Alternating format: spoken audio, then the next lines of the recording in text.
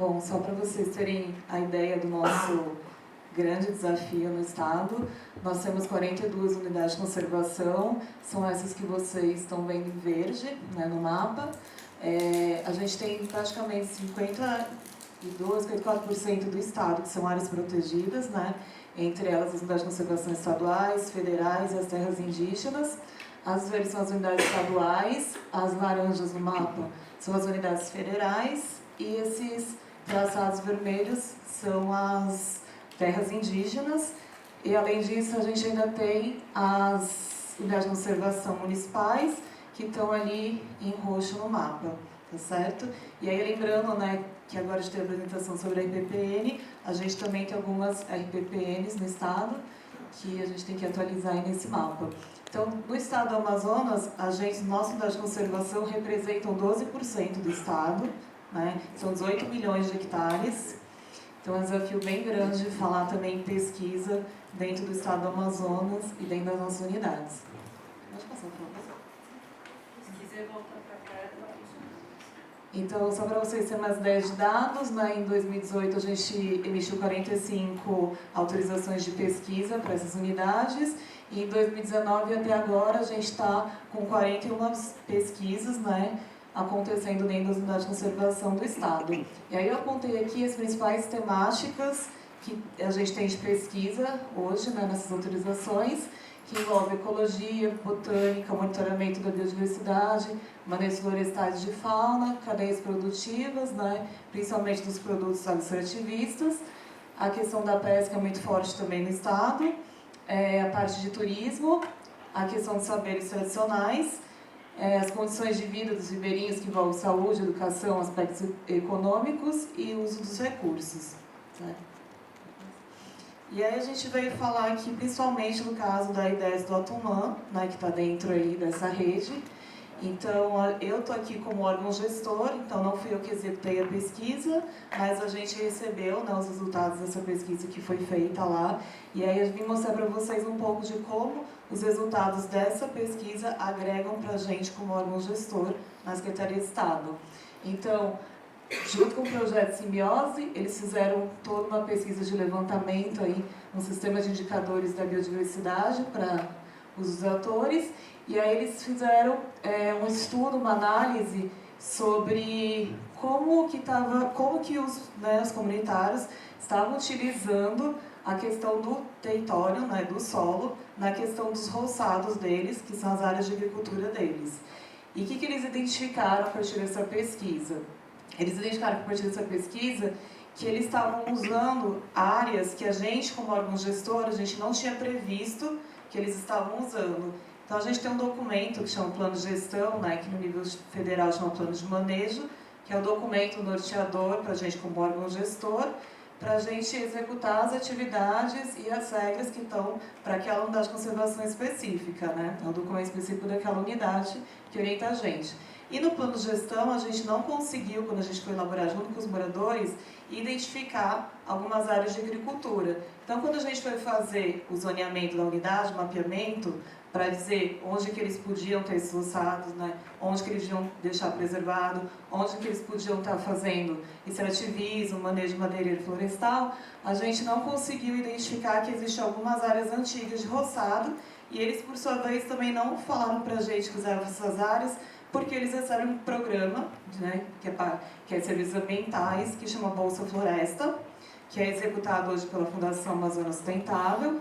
Então, eles também não falaram que eles utilizavam essas áreas, por também medo de perder um pouco esse benefício, porque a partir do momento que eles aderem ao programa, significa que eles vão desmatar menos áreas para agricultura, né, e para manejo. Então, teve toda a análise dos roçados, foi identificado que os moradores estavam usando essas áreas, só que a gente também pôde identificar com essa pesquisa que o tamanho médio dos roçados se manteve, então eles estavam abrindo mais roçados, mas eram roçados antigos deles, que eles já usavam, né, que os antepassados deles usavam, então já não era floresta primária, certo? E aí a gente identificou que necessitava de ajustes nesse plano de gestão, e que a gente precisava mudar o zoneamento da unidade para que a gente pudesse, né, atender aí o uso deles. pudesse atender o uso deles. Então, isso que a gente chama de zoneamento aqui da unidade, né? Essa aqui é a R10 do Otumã.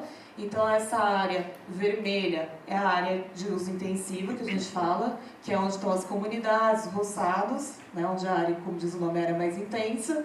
A gente tem essa área laranja, que é de uso para extrativismo, para manejo florestal, né? E a gente tem essa área verde, que é a área de preservação, que é a área que eles não podem estar utilizando, né, fazendo nenhum tipo de manejo, nem uso dos recursos dessas áreas. Então, para vocês terem uma ideia, a gente conseguiu identificar depois do projeto que essas áreas vermelhas não estariam só nesses pontos, estariam também um pouco mais longe nessas áreas de extensivo também. Outro resultado que a gente teve com o projeto, né, foi essa avaliação do potencial dos principais produtos florestais, né, da R10 do Otumã, extrativistas, e aí eles fizeram alguns indicadores, né, para dizer o potencial de alguns produtos que a gente tem da floresta, e eles analisaram principalmente a castanha, o breu, a copaíba, o tucumã, cipós e o giroba. E aí o resultado disso para a gente é muito importante porque a gente também apoia as cadeias produtivas, né, dentro da unidade, e para a gente, como órgão gestor, a gente precisa, né, das pesquisas antes para a gente poder identificar quais produtos que a gente, via governo, pode apoiar e como apoiar de forma mais adequada dentro das unidades de conservação também. Então, o resultado foi bem interessante, né? Os resultados das pesquisas foram apresentados para o Conselho Gestor da reserva, e o Conselho Gestor a gente fala que é o coração, né, das reservas. Então, é um conselho deliberativo, né, então ele tem o poder de decisão sobre a unidade, e aí o Conselho Gestor é formado por instituições governamentais, não governamentais, pela sociedade civil e pelos próprios, né, moradores da unidade. Então, eles fizeram várias perguntas durante a apresentação, eles se interessaram bastante. No caso dos produtos agroflorestais, eles ficaram muito interessados porque, assim, às vezes, na visão deles, eles sabem, né, que eles querem trabalhar com aquele produto, só que eles, às vezes, não conseguem identificar quais os gargalos que tem daqueles produtos para chegar no mercado, né? E o quanto que qual esforço tem que ser feito para a gente poder conseguir colocar esses produtos das unidades no mercado. E a gente também, dentro desse projeto que eu não coloquei aí, tem um resultado também que foi sobre um programa de monitoramento da biodiversidade e os recursos naturais, que a gente tem dentro da Secretaria, só que ele ficou um tempo parado, e agora a gente está no momento de reavaliação, né, desse monitoramento. Então, é muito importante os resultados do projeto, porque traz para a gente os pontos positivos e negativos desse programa, para a gente agora poder repensar como que a gente vai formar, qual metodologia melhor usar para a gente ter esse monitoramento dentro da Secretaria. E o caso da R10 do Otumã é um caso positivo para a gente da conservação em relação às pesquisas, porque a gente tem diversos atores dentro da reserva fazendo diversos tipos de monitoramento. Então, eu coloquei alguns como exemplos, que a gente tem uma torre, né, que monitora o clima, que é a maior torre que tem de monitoramento do clima, que fica dentro da reserva. A gente tem a Fundação Amazonas Sustentável, que faz esse trabalho socioeconômico de proteção. A gente tem o IDESAN, que é uma ONG que trabalha com sistemas agroflorestais, de produtos madeireiros e óleos. E aí, a partir dessas pesquisas dele também, hoje a gente está com um projeto de uma mini usina de óleos dentro da unidade, que também vai gerar renda para as comunidades. A gente faz o monitoramento do turismo junto com a FAS. A gente faz o monitoramento da biodiversidade, como eu disse, era feito pelo ProBook, e hoje a gente está com um programa que chama Monitora, que é o mesmo sistema usado pelas unidades federais. A gente tem pela Eletrobras um programa de quilones que também faz um monitoramento do trabalho da unidade, e a gente tem várias pesquisas ouvidas aí pelo INVA, pela FAN, diversas instituições de pesquisa. E aí, só para vocês verem um pouco da reserva, aqui são algumas pousadas comunitárias que a gente tem lá, que também apoiam a gente, né, em algumas questões de logística, a gente está também oferecendo lugares para os pesquisadores. A foto anterior era a base aqui da SEMA, né, dentro da unidade, então aqui também é um apoio para os pesquisadores terem um local, né, infraestrutura, tal, para eles poderem ficar durante o período que eles estão fazendo a pesquisa dentro da unidade. E aí, só mostrando rapidinho para vocês outros exemplos também de pesquisa que tem dado certo dentro das nossas unidades.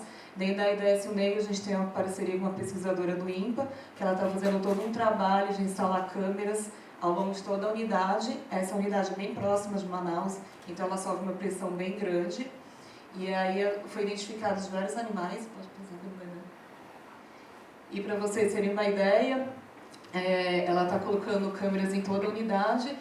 Ali do lado direito é a parte do rio e essa parte esquerda é a parte da estrada. É a parcela que vai para Manaus, para Manacapuru, né? Você vai de Manaus, passa pela Ponte Negra e vai para Manacapuru. Então a gente pode ver aí como que está o impacto, né, de ramais pela estrada que tem entrado na unidade. Então a pesquisa dela é importante porque está identificando pontos de desmatamento que a gente tem na unidade e a gente também está vendo pelos animais, pelas essas câmeras, a questão da caça, a pressão da caça está bem forte dentro da unidade e a questão também de alguns animais estarem bem fracos nessa região dos ramais, enquanto que na área ali do rio, que são onde estão as populações tradicionais, né, a gente tem ali um pouco mais conservado do que essa área que foi ocupada, né, por pessoas de fora da reserva. Pode passar. Aqui é também outro exemplo, que é a RDS Acari, fica no município de Carauari. Para você chegar lá, a gente pega principalmente avião, porque de rio choveu muitos dias, mas pode passar para frente.